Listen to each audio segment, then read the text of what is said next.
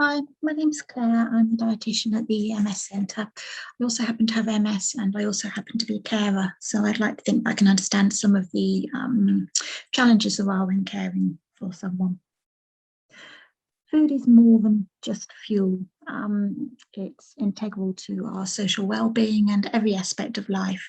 But what I wanted to do today was just to share 5 top tips that hopefully will be helpful for you. So the first one come up is to plan ahead.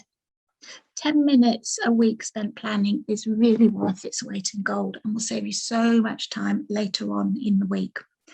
It's important to plan so that you can have balanced meals, healthy meals, and that you don't get bored. I always think it's really nice to try one new meal each week or to tweak a meal that you already have. And there's loads and loads of inspiration on the internet. I've put a few links below. All the supermarkets have brilliant websites with menu plans and meals. I mean, Tesco's will do you a whole week's worth.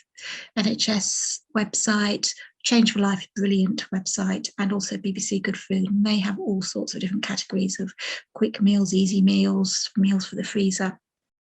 So lots and lots of ideas. So planning ahead, I cannot really emphasize too much. Really, really helpful. Second top tip is make it easy.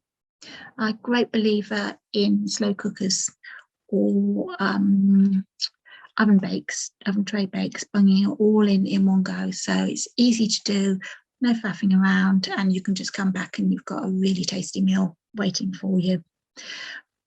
Using easier ingredients as well. One of my great discoveries was frozen onions.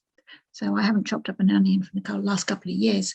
So there's lots of frozen vegetables, ingredients that are pre-prepared that, again, if you're tired and struggling as well, you can just throw everything in and it makes life so much easier. And it's just as healthy. In fact, frozen food is more healthy than fresh food that's been hanging around the fridge for a couple of weeks. So plan ahead and make it easy for yourself. Try to eat a really balanced diet and a varied diet. Now, there isn't any one specific diet that we recommend for people with MS. You will read a lot and people will say, oh, they swear by this diet and that diet.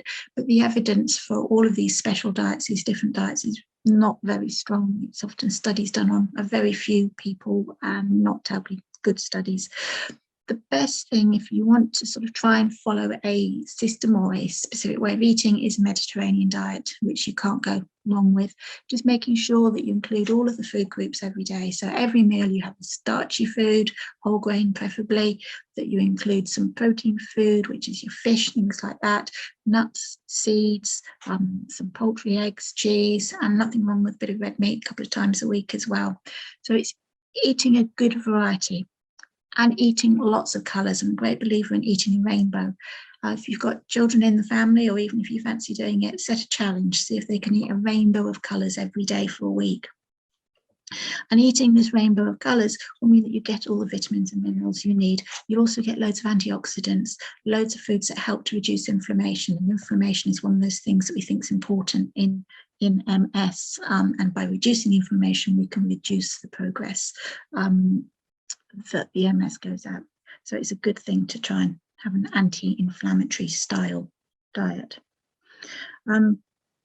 If you have someone who is missing out on a whole food group, so someone who say won't eat any fruit and vegetables, or if you have someone you care for who has got other underlying medical conditions and it's difficult to balance everything, then do feel free to ask to be referred to me, and I'm more than happy to speak to the person you care for and yourself on a one-to-one basis, and we can try and sort out any problems or concerns that you've got. Top tip 4 is a healthy gut. We're hearing more and more about how important a healthy gut is. You keep the bugs in your gut healthy by giving them the foods that they like to eat. And again, by eating the rainbow, including your fruit and vegetables, that will make them happy. Particularly, there's foods called prebiotics that they like. And you find these in things like chicory, onions, garlic, leeks, asparagus, bananas, oats, apples, all sorts of things. So again, brightly coloured, good variety, and you'll have healthy guts. If you want to have a probiotic, then there's lots of probiotic yogurts around. Kefir is a big one at the moment. Anything fermented, sauerkraut's great, kimchi if you like it. So that's always something to think of as well.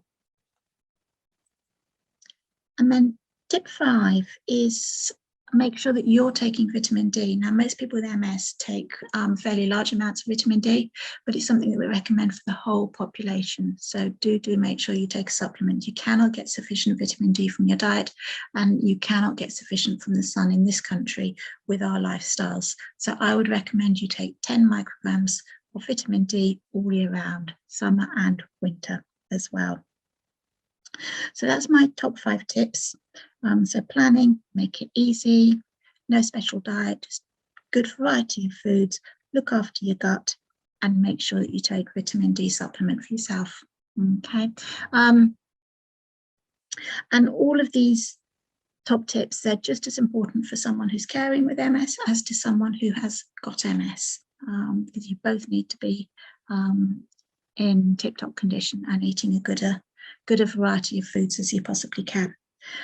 Other ways that the centre can help, we often have workshops on nutrition. We've got one, special diets coming up soon, talking about the pros and cons of them, as I've briefly mentioned. We also have recipe exchanges, which gives you more varieties as well. So keep an eye out on the newsletter for all the different bits and pieces that are coming up. And I say, any worries or concerns, you can always ask, be referred to me. So I hope that's helpful. Bye.